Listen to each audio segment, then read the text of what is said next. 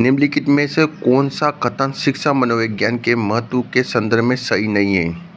यह शिक्षकों के शैक्षिक समस्याओं को दूर करने के प्रति उचित मनोवृत्ति उत्पन्न करता है। सही है। यह अध्यापक को विद्यार्थियों के व्यवहार में समुचित परिवर्तन लाने में मदद करता है। सही है। यह विद्यार्थियों की कमजोरी या असफलता को नज़रअंदाज करने के लिए प्रेरित करता है। गलत है। यह शिक्षक को स्वयं को समझने में मदद करता है। सही है। शिक्षा मनोवैज्ञानिक बालक के व्यवहार से संबंधित प्रत्येक व्यवहार को जानने तथा कमजोरियों को दूर करने में मदद करता है।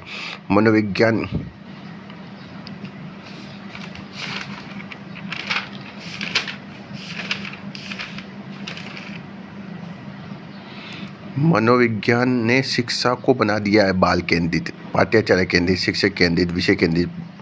मनोविज्ञान में शिक्षा की उपयोगिता बाल केंद्रित है।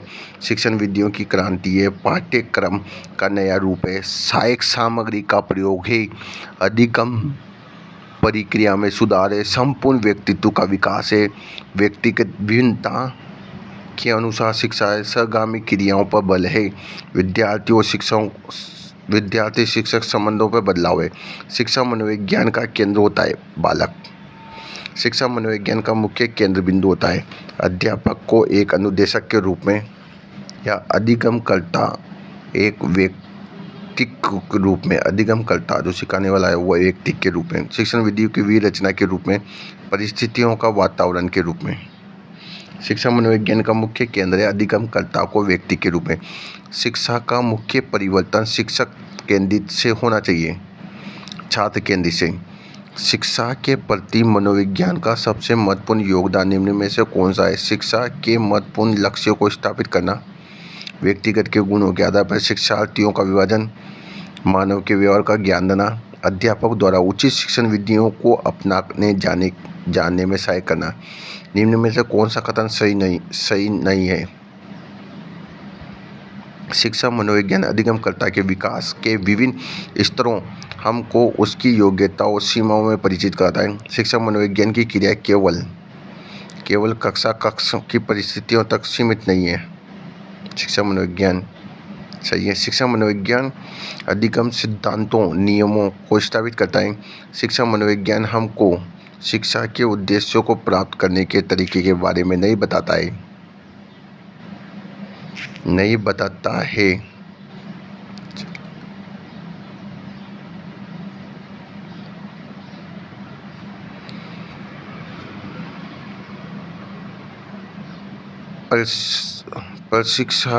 प्रशिक्षणार्थी हेतु शिक्षा मनोविज्ञान आधारभूत कार्य है।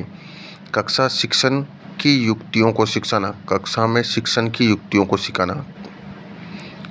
शिक्षा मनोविज्ञान का आधारभूत कार्य क्या है? कक्षा शिक्षण में शिक्षण की युक्तियों को सिखाना, शिक्षण की विभिन्न पक्षों के प्रति अंतर्दृष्टि पैदा करना, छात्रों की समस्याओं और व्यवहार तथा आवश्यकता के प्रति अंतर्सूझ विकसित करना।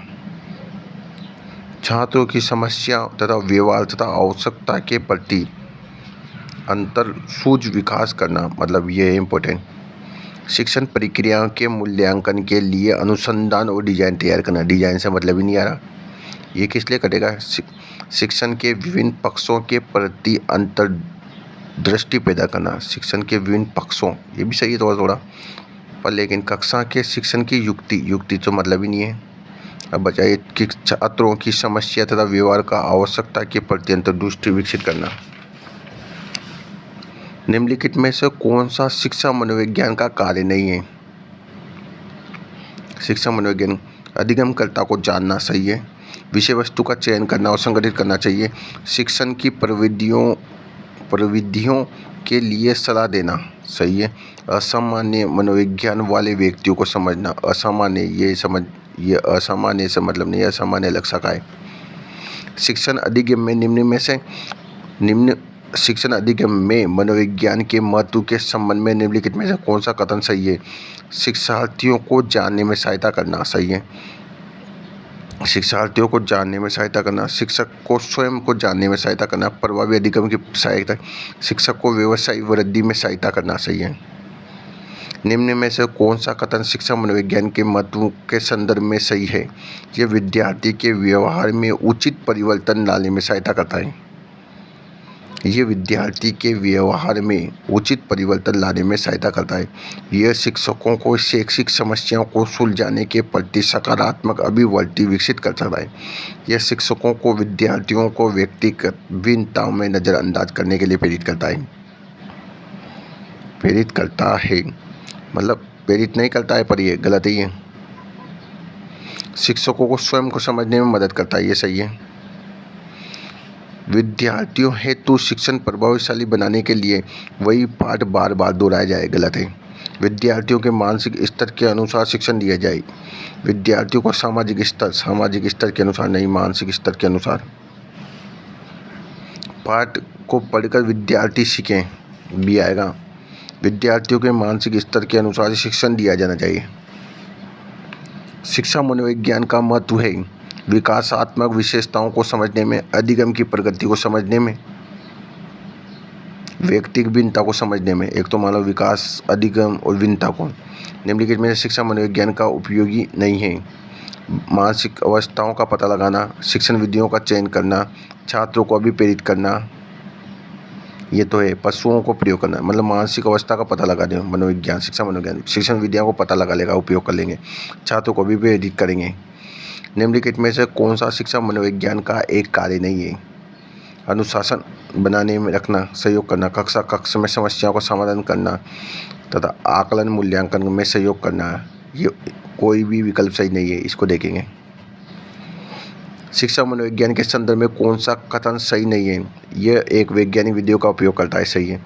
शिक्षण अधिगमकर्ताओं शिक्षण प्रक्रिया संबंधित है। यह विधि अधिगमकर्ताओं के लिए उपयुक्त नहीं है, उपयुक्त है। यह उपयुक्त शिक्षण विधियों का चयन करने में उपयोगी है। शिक्षार्थियों को मनोविज्ञान के रूप में समझना तथा उनके व्यक्तिगत, शारीरिक, मानसिक तथा व्यक्तिगत विशेषताओं को समझना अच्छा गुण है। यह एक शिक्षक का है। किसका है? शिक्षक का गुण है, शिक्षक का गुण है।